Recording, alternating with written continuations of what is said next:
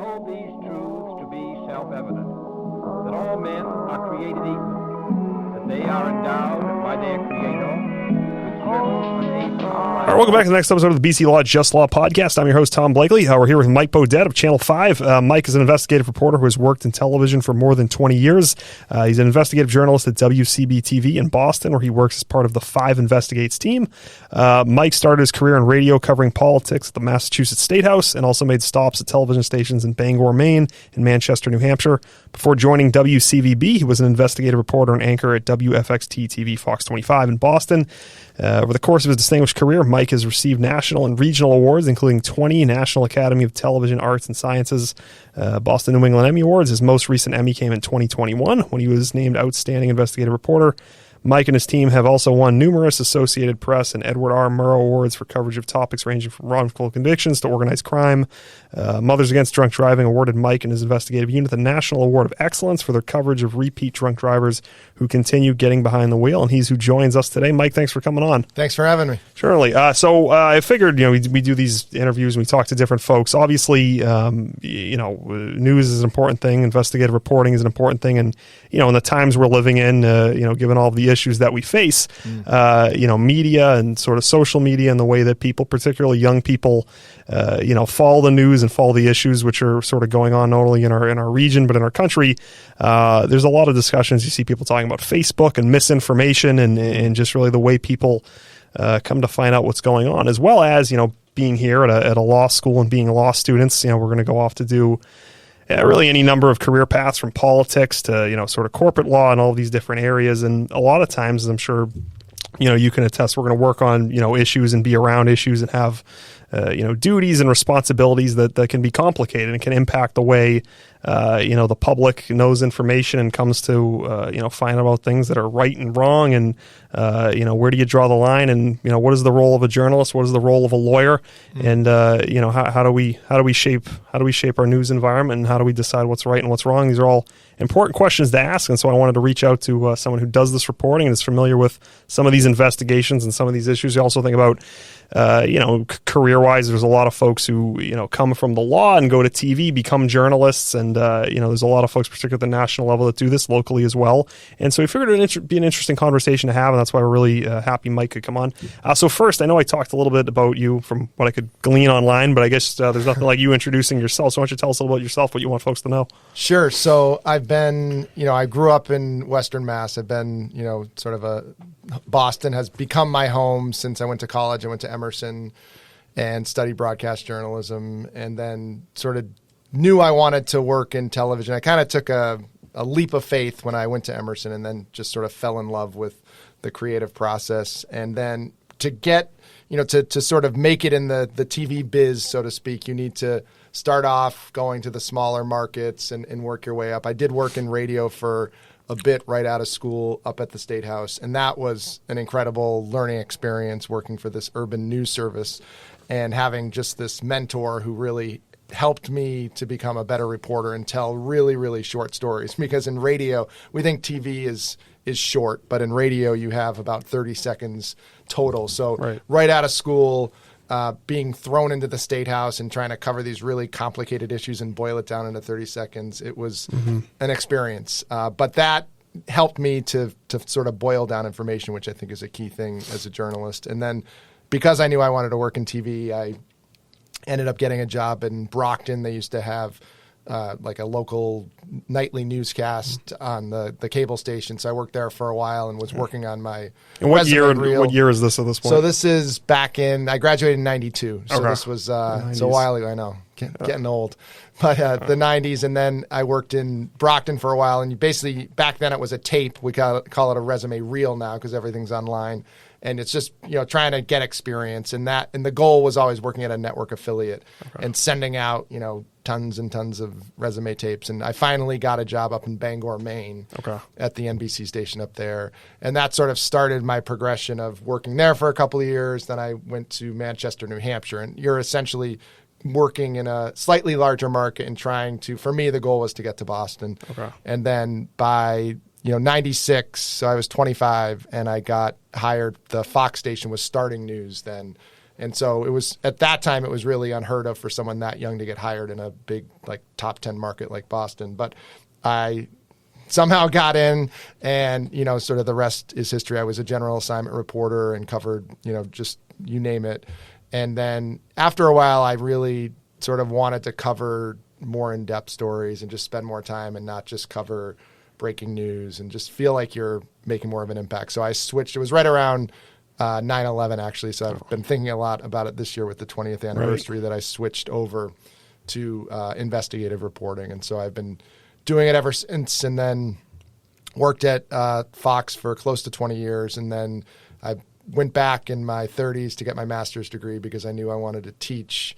And so it sort of everything came together. I was teaching as an adjunct part-time and still working full-time, but then this position opened at Northeastern where they needed someone who knew video, but they also needed someone who could teach investigative reporting. And so I stepped into that role, and then I ended up switching to WCVB, the ABC station here, and I work part-time there. And then sort of it's been a great sort of collaboration because I teach an investigative class, and so the students work on stories that air on Channel 5, and then we've just done a lot of collaborating back and forth between some of the research that I'm doing at Northeastern about the future of video news storytelling. And so that's been, we've been able to tap into sort of the resources at WCVB. And then I've done some traveling with the students to different countries on some international reporting trips, and we've been able to produce stories for WCVB's Chronicle news magazine show. So love Chronicle. So it's been a lot of it actually works. Some days I can't remember where I'm supposed to be, if I'm at the TV station or at Northeastern, but and it can get a little hairy, but overall it's been really I feel lucky. Like, you're lucky if you get one job that you love, but to have two jobs that I love, I feel blessed in that way. Absolutely. Now, did you always know you wanted to go the TV route? Did you ever consider print or other things? Did you always know front of camera, that's where I want to be?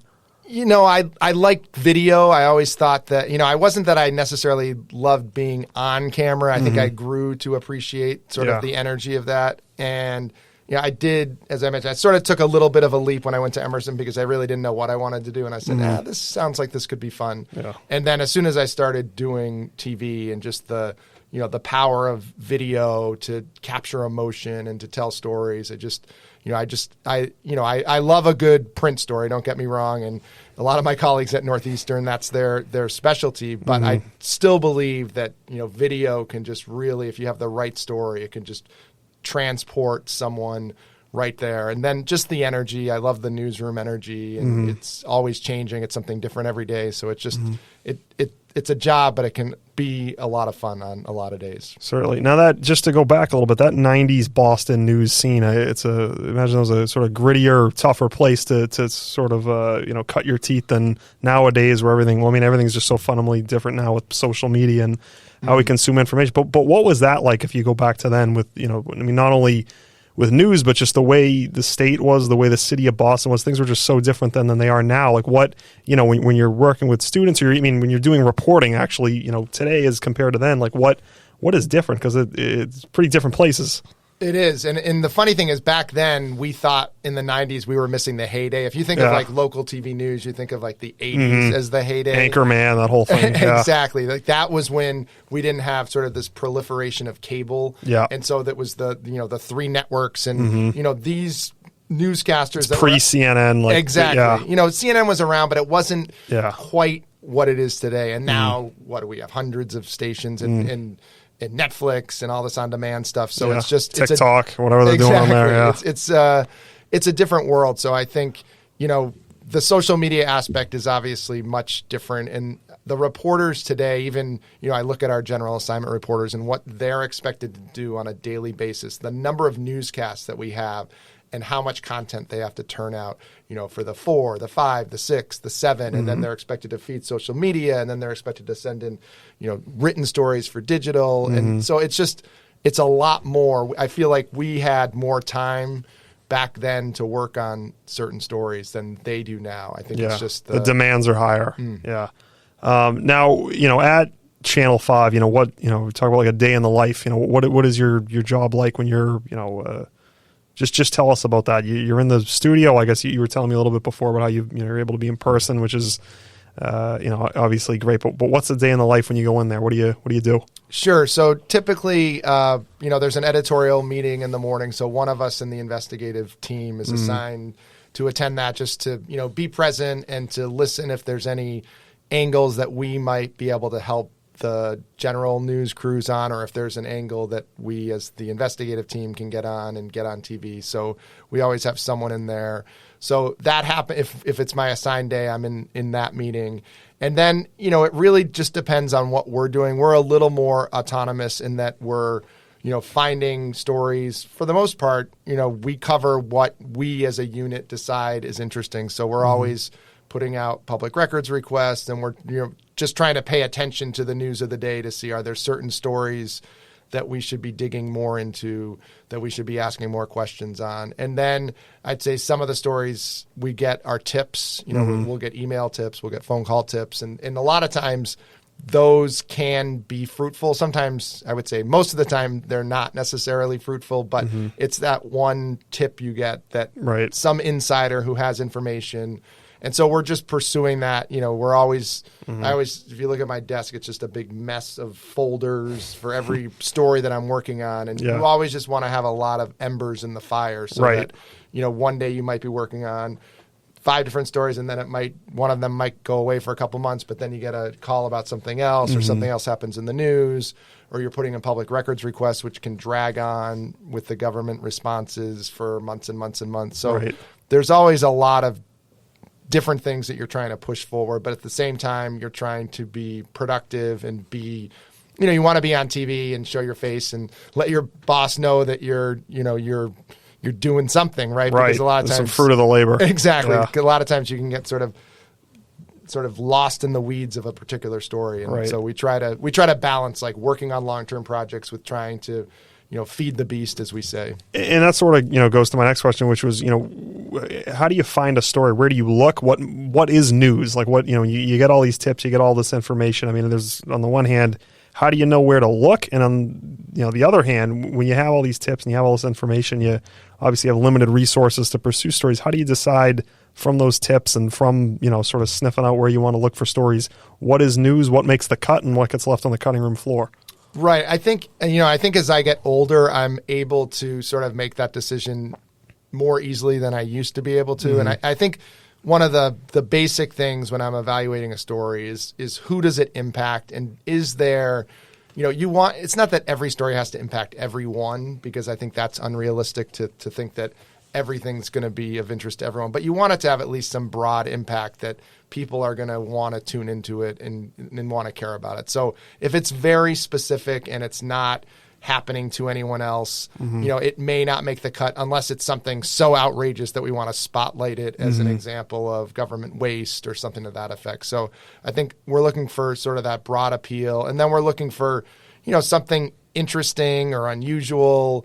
I always, I do a lot of government type stories too. So I'm always trying to put out public records requests and think about, okay, what's sort of the official spin that we're getting from our elected officials? And is there more that we could uncover if we request their emails, for example, or if we request some sort of document that could potentially lead us to something else? So I think it's a mix of all of those things, but I think at a bottom line, it's got to be interesting. If I'm going to spend more than a day on a story, then it's got to be interesting. And if I'm bored, then obviously I can't expect our viewers to care about it. Exactly. Oh, makes sense. And I guess, how do you cover a story?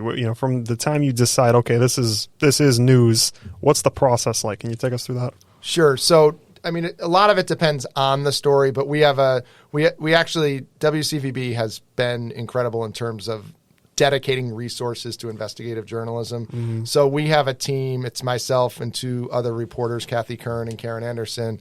We have 2 incredible producers, Kevin Rothstein and John Wells, and then we have an executive producer as well. Plus we have 2 full-time photographers. So all those people dedicated to covering investigative content. So we are all in one office, and as you mentioned, we're back in the office, which is great just in terms of collaboration and energy and just feeling more engaged that I just feel like you don't get when you're at home during this remote work time. Right. And so we all get different stories, and usually I'll partner up with one of my producers and, run the story by one of them, whether it's an area of expertise they've already covered, or we'll just have a discussion about it. So that's usually how it starts. Like whether it's a news event that we're trying to jump off of, for example, the mass and cast situation down near Boston Medical Center, where they're dealing with, so many people who are addicted, and just sort of this humanitarian crisis really that's going on down there. So that's something we looked at recently that's been in the news, and we wanted to do sort of a deeper dive on it. Yeah. So that's one way we're finding stories. And then typically we'll start researching, we'll try to get our angle, we'll start, doing phone calls with people, background calls. We're trying to think, are there documents that could help support this? Do we want to do a public records request if it's a government related story? So, trying to fan out and cover every possible angle. Also just looking, if you're looking at a topic and you're doing an investigation, you want to see everything that's been written about that or reported on that, just so you can, be aware of what's out there and figure out what are you going to add to the coverage. So I think that's a lot of it. And then once it depends on the story. Like some stories we're doing a lot of background work first, because we don't want people to necessarily know that we're doing a story on it. So we're not necessarily telling the people that we're doing the story until we've gathered enough content. And then at the same time, you're, every once in a while you're doing a Q&A with yourself and your team and saying, is this viable? Do we have a story here? Yeah. And sometimes you have to say, you know what, it was a good tip. It's not what we thought. Let's cut our losses and move on to something else. So that can be frustrating when you put a lot of time into it, but I think you want to continuously have those conversations before you spend too much time on something. And then at some point we might be needing to get video, so we're sending out photographers. If we're looking at a particular person who did something, we might want to get some surveillance video of them, depending on the topic at hand, or we just need video of something. Like for example, if we stick with mass and cast, we needed video of just the scene down there and sort of the toll that the people are going through. Those images are, I think, seared on a lot of people's memories at this point, given how it's been covered. Absolutely. It's tough. It has been covered so extensively. So, and then at some point we're doing interviews, and then once we feel we have enough for the story, depending if it's a longer term piece or it's a quicker piece, sometimes there's competitive pressures. We might get word that the Globe or one of the other TV stations is working on something, so we're trying to push it forward before them.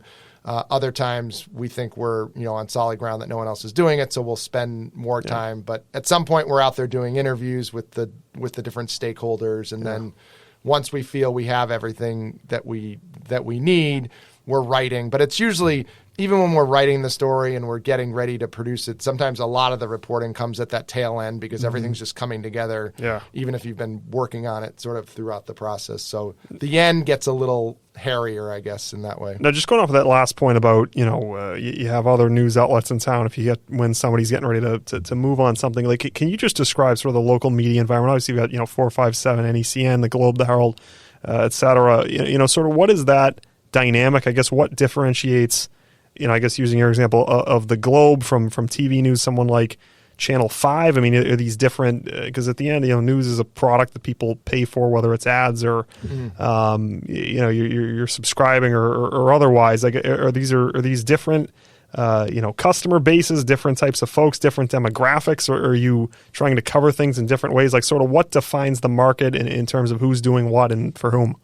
Right. I mean, we have a lot of TV stations. I think any given market has a lot of TV stations. And then we had in Boston, 7 went independent because NBC came in. So now we have an additional TV station. And some would argue we have almost too many stations. You wonder, like, long term, whether they can all sort of survive and thrive, especially given the changing dynamics of the business. But I think in terms of a market, there's a rivalry between the stations, but I would call it a friendly rivalry for the most part. I mean, we're competitive, but when we're out in the field and we're seeing people, it's a small enough business that you're going to bump into each other. Exactly. Yeah. I've worked at multiple stations. A lot of us have worked at multiple stations. You're not like batting down the Channel 7 microphone. No. I think we obviously, whoever you work for, you want to break the big story, but a lot of times, especially on the general assignment side, we're all covering the same thing. I mean, you can turn on 4, 5, 7, Fox, whatever it is. And a lot of times at 6 o'clock, we're all leading with the same thing. We all have the same thing. So I like to think what we do in the investigative unit, we're sort of the differentiator because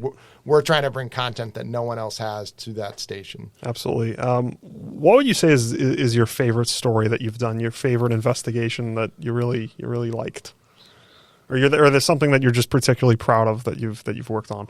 Sure. I mean, there's so many when I think back. I mean, recently the Mass and Cast story. I think as a unit, we did this in October, where each of the reporters in our unit we took on a different day for a week, and we tried to do a deeper dive. So I thought as a collection of stories, and I feel like sometimes stories are out there so much they become almost white noise, and people are like, oh, we're talking about Mass and Cast again. And so I think we approached the story in a way that we wanted to cut through some of that and do sort of a comprehensive look over a series of days. And so the story that I looked at, we were trying to humanize it and show that, yes, it's the place that you might be driving by.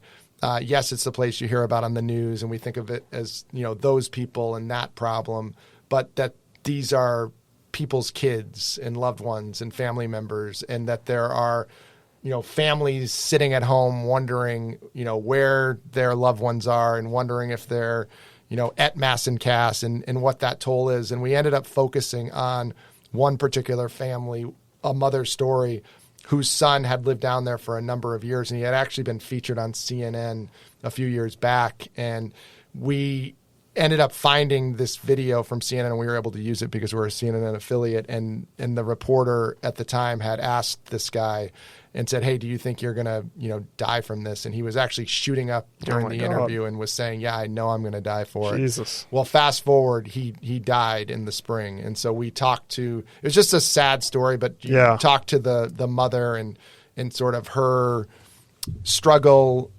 while he was alive, and even now, obviously, that he's passed, and it's been difficult for her. But I felt we did a good job humanizing it. So while it wasn't in terms of investigative reporting, it wasn't the biggest scoop in the world, I was proud of it from the standpoint that I feel like we had a lot of reaction from people who said, wow, I never, really thought about that it's not just these people who are living in tents at Mass and Cast, but it's all the people behind them and the families and sort of the heartache that they're going through. Definitely. What do you think? And I think you've touched on this a little bit, but what's the biggest challenge, the biggest frustration, when you're doing this type of work? Because I imagine a lot of times there's friction when you're doing a job like this. And so if you had to look at something whether it's a particular story or particular investigation, or just something that's inherent in the work that, poses a challenge or poses frustration, what would that be? Well, I think there's always someone who's not happy with what you're doing. Yeah. So, and hopefully, that's sort of, I learned early on, one of my producers who I actually work with now, but at the time he was my EP at Fox, and I was sort of new to the investigative thing, and, just stressed out because of the reaction that we were getting and the pushback we were getting. And he said, you don't get into investigative journalism to make friends. And so it sort of was, in some ways, if as long as you're doing your job and you're, gathering the facts and you're trying to be as fair as you possibly can be, obviously we have to check those boxes. But at the end of the day, just the nature of investigative reporting, people aren't necessarily going to be happy. Someone's not going to be happy with what you're reporting on. And sometimes all sides aren't happy with what you report on, which sometimes tells me that we're probably, hitting that sweet spot, because I think stories aren't always black and white. There's a lot of nuance in there. So I think that can be tough when there is pushback. And I think social media has only sort of amplified the pushback that exists out there. And sometimes we have to remind ourselves that a couple of loud voices that are screaming about what you did do not represent the audience as a whole. Right. And so I have to remind myself of that too sometimes when things are going a little haywire on social media after a story. And I think that's, probably fairly emblematic of the times that we're living in, where, the loudest people in the room are not necessarily the we're speaking for the majority. There's a lot of people with particularly loud megaphones, and it's a pretty distorting time to live in. Would you say, do you think Boston has sacred cows? So in other words, this is a city with very powerful, entrenched institutions, universities and, the archdiocese, for instance. We're all familiar with Spotlight. This is a state that had, 3 consecutive House speakers indicted for, like, there's a lot of content in this state, in this city. But do you find that there's anything where, whether it's institutions, companies, school, whatever the case may be, where, these are rocks that you want to turn over, stories that you want to report, but whether it's, management or just however, where you can run into friction where there's people with a lot of power who are able to speak up and say, stop looking at that. Right. I think we used to have them, and I think the biggest one would be the archdiocese. I think with the child sex abuse scandal and sort of, I remember, it always struck me, and I was raised Catholic, so, but it struck me when I first came to Boston how often Cardinal Law would be on television just commenting on the most random things. And I was like, why do we, just as a new, like, why do we care? I mean, like, why do we care what he thinks? And then it always did seem that he was, sort of handled with kid gloves on a lot of things. And I think it wasn't just in Boston. It was happening, across the country. Global issue. Global issue, yeah, exactly. So I think, and you mentioned the House speakers as well. We have had, a series of House speakers who were indicted. The last one, Speaker DeLeo, was not, but he was an unindicted co-conspirator. He nothing to see there. Insisted that he did nothing wrong in that situation. Sure. And so, but I think, I think politicians on Beacon Hill have done their best to insulate themselves from criticism. For example, the legislature is not subject to the public records law in Massachusetts. So that's an example of how it's not that journalists are afraid to go after information, but we're facing roadblocks a lot of times in our ability to get information.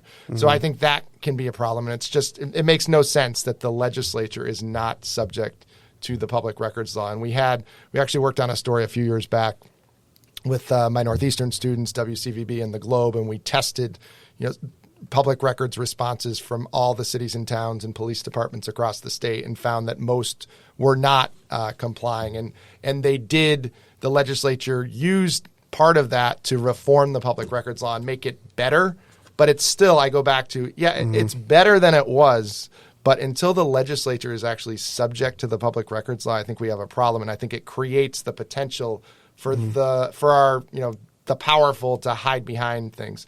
Now, the governor's office, Baker and Deval Patrick before him, even though they're not required to comply, they've tried to be transparent and will provide information. So I think they shouldn't be exemptions for our elected officials. It makes it harder.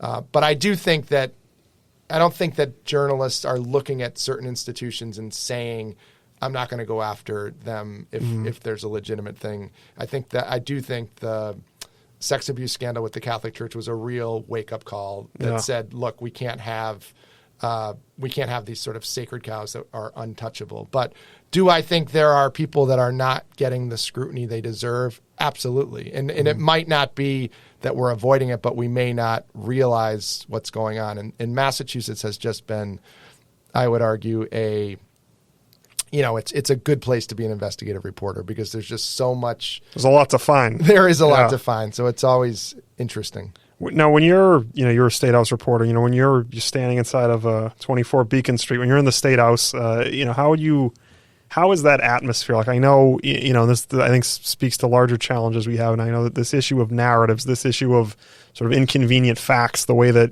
particularly within what people call mainstream media, I know an issue now is like with this Rittenhouse trial, for instance. It's, I've seen some reporting where, certain details of this, just because we're so used to seeing these types of stories, we tend to sort of fit people into, some people thought there was it was a mass shooting and it wasn't, and the decedents were of this race and they were, just this climate that we live in is obviously very, very challenging in terms of separating the facts from the narrative and, what the news is versus what people maybe want or, expect to hear. But with respect to our politics locally, is there something unique? Is there some secret sauce, so to speak, in Massachusetts that's maybe different than, doing the same reporting in other states and other parts of the country? Or is this just sort of par for the course with the challenges that you deal with here? Because I know Boston, particularly within the legal community, being a law school, there's this very insular sort of good old boys under the table way of doing business. But, in your experience, how is that here? Is it different than other places? Or is this just sort of we're just another state and, these are the same challenges other people face? I mean, I think there are some states that have similar challenges, but I do think a lot of it goes back to sort of the lack of transparency that we have, and and the lack of term limits that we have for our elected officials, so that they can be there for a long, long time. And I think by not having sort of fresh blood and new ideas, that sort of the way things always have been done sort of stick around. So I do, I don't want to cast the entire, Beacon Hill in a negative light, because I think there are a lot of people up there who are trying to do the right thing. And I think, as times change and new people get elected, we see more and more with transparency. But there's absolutely still this, good old boys network that exists. Yeah. And I think until we get more fresh faces up there and more sort of representation of, we've had Republican governors, but we essentially have a very blue legislature, and it's been that way forever. Right. And so I think, when you have essentially one party rule, that sort of... Where's the scrutiny? Exactly. Yeah. Okay. And do you think that at all influences, just going back to the sacred cows idea, where the incentives are in reporting, where you have, in essence, like you said, one party rule, there's a, Democratic supermajority, but outside of that, even in the private sector, we could probably go through the list of, wealthy people or sort of the well-to-do that have a lot of power in this city. I think maybe more so in other places in the country, because we're not a very big state, we're not a very big city, and so you have a lot of people who do have a lot of power. Does that influence reporting? So in other words, if there's stories, because they're out there, with regards to the folks, whether it's political people or people in the business world, is there a fear of blowback? Is there a fear of not wanting to go against the grain, or how does that tend to work in your experience? I think on the reporter level, there's not really a fear, because to me, and I know people that I work with, if they're like, we like a good story, right? Yeah. And so to us, there really are no sacred cows, because the more sacred they are, the more we'd love to, expose wrongdoing, if in fact it exists. But, I think there's always the potential when you have, I think it's anywhere really, when you have, sort of powerful, wealthy people calling the shots, there can be a fear of going against them.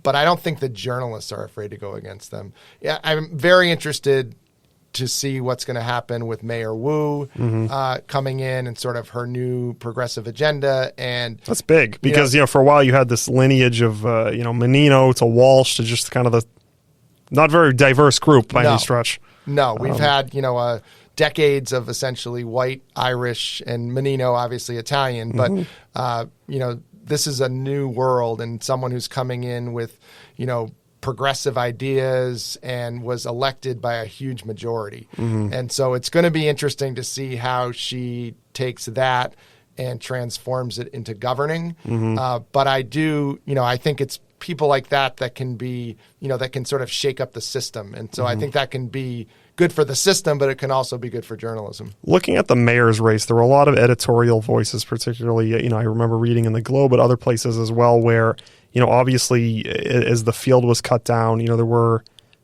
candidates of color who did not, move on in the race, which I know there were a lot of voices in the media that, sort of analyzed that. What does that say about the city and the diversity of the city? You would see maps of, who lives where and how did they vote. And, there were other folks who I remember seeing one story, I forget it was probably wouldn't be in the Herald, but talking about how, George with the Boston accent and everything, how that sort of reflects like the old, way, and Michelle Wu being, the future. And you could sort of, and she obviously won by quite a bit, but there is that, very much, and you look at a map and you can see how just geographically entrenched, some of these mindsets are. But we are obviously at a turning point here. It has been forever that things have been relatively stagnant in terms of, who calls the shots around here. But do you think, being in the media, observing these issues, that, there's real change going on? I mean, how would you define this moment in time? Because it is, historic. I know we live in a time where, we call sort of everything historic, everything's unbelievable, but this really is. I mean, how do you think things are changing? If they are, what is it like from the media perspective following that? Right. I think things are definitely changing and it's historic.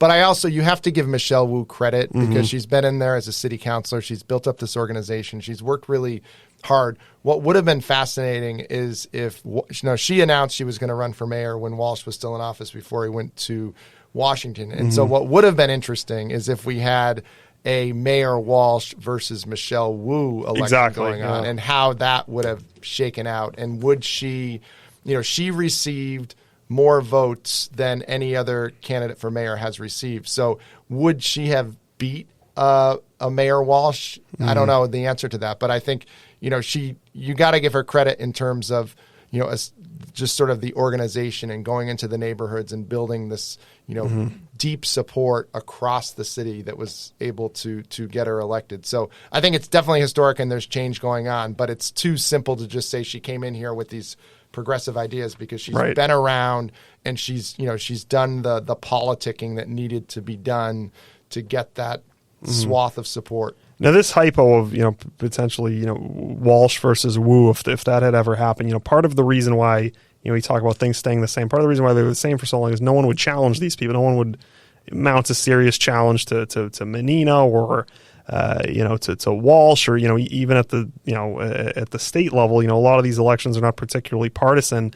Do you think, before Walsh was, called to Washington there, Mr. Walsh goes to Washington, you might say, do you think that, given the dynamics in the city, in the support that Michelle Wu had or, whoever it might be, you'd even be able to mount, a serious challenge to an incumbent who, you look at decades of things staying the same, it seems like it takes something along the lines of, Mitt Romney stepping down to run for president or Walsh stepping down to go to Washington to really create the vacancy for that to happen? Or do you think, in an arm's length way in an election, in a primary that, things were changing so much that, an incumbent Walsh per se could have been ousted? It's obviously speculation, but I think it's not beyond the realm of possibility that she could have beat Walsh. Yeah. If you think about, we're seeing a little bit of the pendulum swing back nationally now with Biden in office, where it feels like, we're, as a country, we're so divided and, sort of this progressive push that was going on seems to be swinging back nationally. But locally, I think she's cut from that same cloth in terms of pushing that progressive agenda. Yeah. And so there was some momentum there. So I do think that she could have potentially beaten him. But before we got to this point a few years back where we were looking at sort of this new crop of candidates coming through and succeeding on a progressive agenda, I think it's certainly possible that it was hard to break through. Like you said, there were challengers to the incumbents, but they weren't really serious challenges. Definitely. We've touched on social media a little bit. And I follow, like a lot of people, for better or for worse, follow different things on Instagram. I do follow Channel 5 and, one of the things I've noticed, sorry? I said thank you. Yeah, no, one of the things I've noticed is it's almost like, I don't know who puts these things out there, but some of these things are like, almost like sort of like memes, the way you think about what you see on social media. And I know it's an important tool, but as we've seen, with what's happened with Facebook and misinformation, all these issues over the last few years, there's a lot of questions around the role that social media plays, how it's used, what it does, to the media. Just speaking for myself, I've sort of felt like over the last few years, there's become this disparity between journalists on the one hand, and then just sort of like media personalities on the other, where you have some folks who, there's a lot of great journalists, but it seems like some folks just sort of want to be on TV, or they want to have the little blue check mark, the imprimatur of, of that. So I guess, what are your thoughts on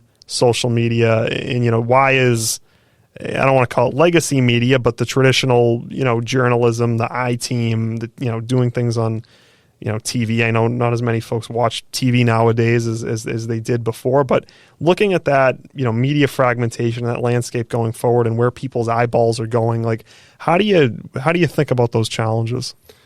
So I think social media is incredible in terms of, connecting us and getting feedback from people, fact-checking stories, finding sources. So when I'm talking to journalism students at Northeastern about social media, and I always say to them, look, you all know more than I'll ever know about social media. I mean, that's a given. Yeah. But I try to frame it in the way of how journalists can use it and how it can be used as a tool. And so I think it can be a powerful tool. But I also think there's a lot of garbage on social media.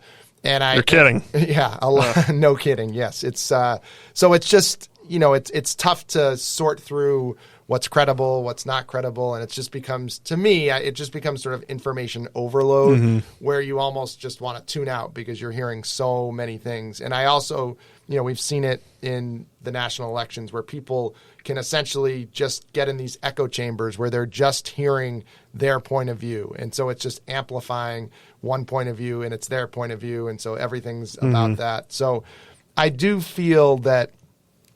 feel like journalism in general needs to do a better job on social media and really not go for sort of the clicks, right? I still think that's too often how social media success is viewed, is whether you click on something or yes, watch time. I know that's another exactly. Like there's a value to that. Yes, it can tell you how many clicks you got, but what are they clicking on? Are you actually giving them content that's meaningful and that they'll be interested in? And I think a lot of times the answer to that is no. And I think we don't give our audience enough credit. And when I say we, I'm talking about, journalism in general. I don't think we give the audience enough credit that they actually want real, good, sort of sticky information that they can get into and that we have all this content that we should stop with the dog pictures, and I like a dog as much. Happy birthday to Eduardo Rodriguez. Yeah, exactly. I like, I like those as much as the next person, but let's give them some real content and use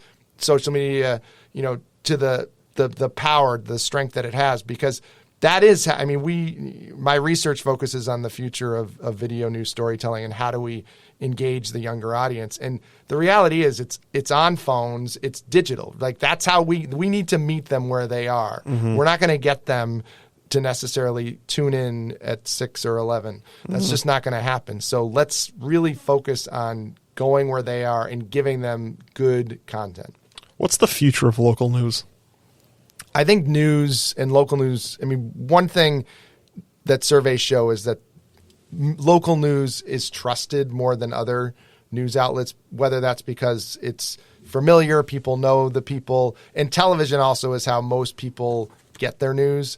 So I think the future is strong if we pivot and we, really focus on digital as well. So play to our strengths. We have this infrastructure in place, right? We're gathering all this content, we're putting it on TV, and we're still, people are still watching it. That's how the salespeople are selling the ads, because we've got, people watching, and it's sort of keeping the business going. But I think what we need to do is really invest in a real way on the digital side. And there's some of that going on, but I think we need to do it even better. And so I think if we do that, we can develop sort of more on-demand options for people and give them the content that they want when they want it.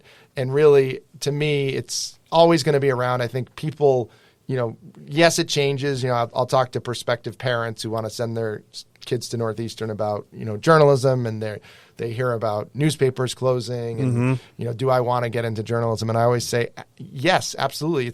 Journalism, it always has bugged me. I've heard it for decades. I heard it when I was at Emerson back in the 90s. Oh, journalism's dead. Journalism is not dead. Journalism is never going to be dead. People crave news. They crave information. How we deliver it is different. And so I think that's the key, is we need young people to come in here and get into newsrooms. Like I always say, we should be hiring more millennials, more Gen Z people with sort of these sensibilities that understand how to, deliver content to people, and then taking, the sensibilities that we have as journalists who are experienced and understand what a story is and delivering it to them in the way that they'll consume it. So I think we're always going to have news, and I think it's going to be a profitable business, but I think we need to evolve, or we're going to be left behind by someone who does figure out sort of that magic formula. Certainly. Now we're in a law school. I'm in a law school. We're setting one. we have a lot of folks who, who there have been, obviously, nationally and locally, there are people who, do go from law or from law to politics to media. There is this sort of cross section of careers here where you're going to interact with, for better or for worse, people like us.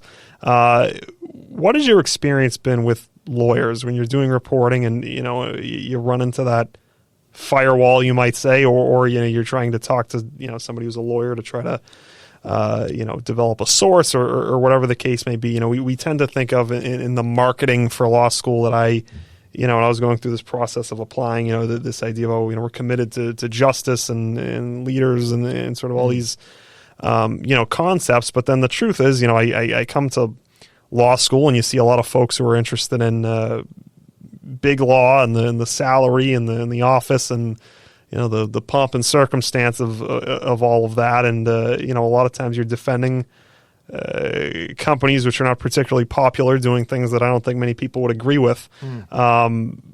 But that's just sort of, that's the business. And, as you go on in your career as a lawyer, you sort of have to make those decisions of what's important to you and what kind of lawyer, what kind of leader that you want to be. But from your perspective, what has been your experience dealing with lawyers, for better or for worse? You can, I don't think anyone's going to be offended. No. What is that like? It's like any field, right? There's there's like people, there's lawyers that have been incredible sources that have been, really helpful, whether it's a story, that I met them on and then they've been a good source going forward in the future. But then I think there are lawyers also who, are sort of roadblocks to information because they're protecting their client, right? Yeah. Which I get. So I think it runs the gamut. But overall, I would say that, most of the lawyers I run into, they want their, whoever they're representing, they want sort of the truth for that person to get out there. And so I feel like the best relationships I've had are lawyers that are willing to talk to you and sort of understand, like, we respect that sometimes conversations have to be off the record and people can't be quoted. And there's some lawyers who, nothing can be off the record. That's just not how it works. But I feel like the lawyers that I've had the best relationship with respect what we do and we respect what they do. And it's sort of a give and take, right? We're trying to get information from them and they're sometimes trying to use us to, put their client in a certain light or put something else in a different light. So I think it's a good give and take. We run into, I always love being in a courthouse. Whether it's going in for documents or it's, covering a trial, there's nothing quite like that when you actually can sit through and cover an entire trial, which unfortunately happens less and less in the media, that they'll dedicate the resources for a full trial. But when you do that, if it's a story that you've happened to work on and you convince the higher ups that this is a trial worth covering, I just think that's a fascinating experience to experience and to have the interactions, whether it's with the lawyers or the judges. So I think overall it's a good experience, but there's certainly been bad experiences along the way too, when people don't want to, they don't want to talk to you, or you get the no comment, or it's clear that they're representing their client, but it's sort of like an indefensible type of client, but they're doing their job. So I can respect what they're doing, but it doesn't, ring true. Absolutely. Two more questions for you. One is, you look at public opinion polls. The media is the least trusted institution in America. Obviously, people are unfortunately sort of resigned to their corners and echo chambers and all of the terms that, folks use to describe the way things are nowadays. I know with local news, it's a little bit different. It's a little bit more, endearing. I myself, I like Chronicle. I like I tend to enjoy seeing places I know and people I know and things that are important, just not the same talking heads yelling about things that are probably never going to, affect us and in the politics and things that I think people tend to either tune out on or tune in to such an extent that, it's just become so unhealthy. And so at the end of the day, though, people do have these attitudes towards media. They think that there's fake news. They think that, there's bias. And, a lot of cases, there's truth to some of these feelings that people have. But the bottom line is that, this is what we're dealing with. This is, how folks feel. And, being, the media and being on that side of things, I can imagine that that's, frustrating. And, these are the challenges that you have to deal with. But ultimately, I think the question is, how do you how do you fix that? How do you turn that around? I guess how would the industry turn that around? Because it's obviously become a pretty bad problem. Right. I don't know that we can completely fix that just because I just think because we're so divided right now. Yeah. And I do think even on the local level, we experience, whether it's myself or my colleagues, there's a lot of anger toward the media out there. And so we've seen just incidents of, people, whether it's screaming fake news or it's like actually, physically coming after reporters, that's happened. And, I think part of it is I think it's on journalists, and I say this to my students too, like it's on us now to really sort of double down and do our homework and get our information right. Journalists are human, so heck, mistakes happen, but we have to do a better job making sure that we're not making mistakes and that we're really, double, triple, quadruple checking everything, that we're trying to bring in as many opinions, that we're looking for the nuance in a story and not just looking for the black and white. But I think we just have to keep doing, what we're doing. And just, I think our former president, really sort of epitomized using fake news for every bit of coverage that he didn't like. And, I'm sorry, if you don't like the coverage, that doesn't make it fake news. So I think we can't, hide in a corner because someone's, calling us fake news, but we don't want to give someone a reason to call us fake news. So I think it works both ways. Going off of that, how strong do you think are narratives in the media? There were folks who really feel like, there's not so much, about reporting, but that there's certain institutions, certain news outlets where, you sort of know where they tend to stand on issues, the type of reporting they're going to do, which side, so to speak, that folks are on. I know this isn't as much of an issue, locally with TV. I think, when it comes to the papers in town, people tend to have a sense ideologically of where they stand, but certainly nationally, there is this feeling of, well, these folks kind of speak my language. I want to put that channel on, and we'll add, CNN. I don't know about that. And at the end of the day, we fall into these echo chambers, and it's certainly not healthy. Is this a phase that we come out of, or where does this go? Well, I think a lot of it comes back to the 24-hour news cycle. And so when you have CNN, Fox News, MSNBC, the list goes on and on, that are trying to fill 24-hour-a-day programming, they can't just fill it with news. And so we've seen more and more commentary out there. And so it is the talking heads and the yelling and the perspectives. And I think the problem is that the average viewer out there thinks that's news, and it's not. It's commentary. If you look at, sort of how Fox, MSNBC, and CNN, if we want to pick those three, how they cover sort of a news event, not how they spin it, but how they actually cover something, they're all pretty much the same. Like, there might be little differences. And yes, we can say, Fox is going to have a more conservative, MSNBC is going to be more liberal, CNN, maybe it's somewhere in the middle. But the news coverage, I don't think the average journalist is, carrying some agenda out there, whether it's on the local level or the national level. But I think because there's, it's hard to figure out, like it comes on and you're like, is this news show or is this, commentary, or is it a little of the, it starts to just become the same. Right. And so you don't know what's what. And so I think that only feeds this, right, sort of cynicism. So I think it's partially, on people to, make sure that they're exposing themselves to multiple points of view and perspectives and in coverage. But, I think and I don't think this 24-hour news cycle is going away. It's in the shouting matches and all that, which, makes people want to tune out, but also fires up people on both sides. So it's a tough atmosphere, but I just hope that people recognize, like, what is news and what is commentary. Again, like you say, the Globe and the Herald. Yes, the editorial page of the Herald certainly has a more conservative perspective than the editorial page of the Globe. But if you're looking at how they're covering, a story, a straight story, not a column. The fundamentals are pretty similar. Right, it is similar. So I think that we need to recognize that. Okay. But it's hard. It's hard. Last question I want to ask, and I appreciate the time, appreciate you coming on, is I don't think it comes as a surprise to anyone. We're sort of at a crossroads as a nation. It's a pretty challenging time that, you look at politics, you look at some of these folks that have a lot of older people in Washington and in some of these positions, and eventually maybe even classmates of mine are going to go and fill some of these shoes and become, leaders in our community and in our country. And, having followed, the news, we're in Boston, so we'll use that sort of as the reference point for some time, and seeing how things have sort of changed and developed and gotten to where we are today. If you had any advice for, I guess my peers, for the future leaders, so to speak, things that maybe we're not always aware of, or things we're maybe not always sort of patient enough to understand, or perspectives that we might not have, just something that is important to keep in mind. Any advice at all that you might want to give to people who are in our shoes?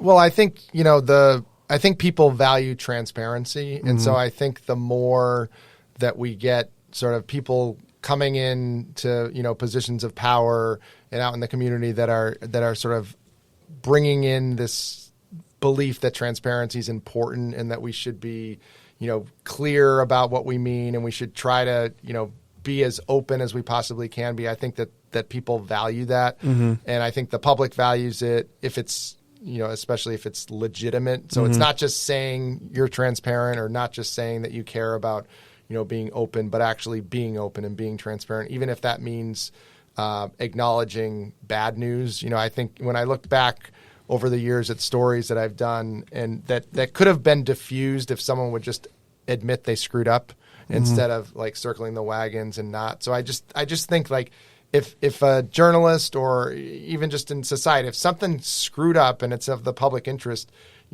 admit you screwed up, figure out why you screwed up, and then work to fix the problem. And I think when we look at successful people, whether it's in business or in politics or any career really, those are sort of the leaders that do well, that are willing to admit when a mistake's been made, even if they're involved in it, and then try to, sort of gather the stakeholders and figure out how do we prevent this from happening again, instead of, sort of this attitude like, oh, we can't let anyone know what happened, and you're covering it up, and something that presumably was not the biggest issue in the world suddenly gets bigger because you're not just admitting that something went wrong. Very good. Well, this has been the BC Law Just Law podcast. I'm Tom Blakely. We've been talking to Mike Beaudet of Channel 5, WCVB. Mike, thanks for the time. Really appreciate it. Thanks for having me.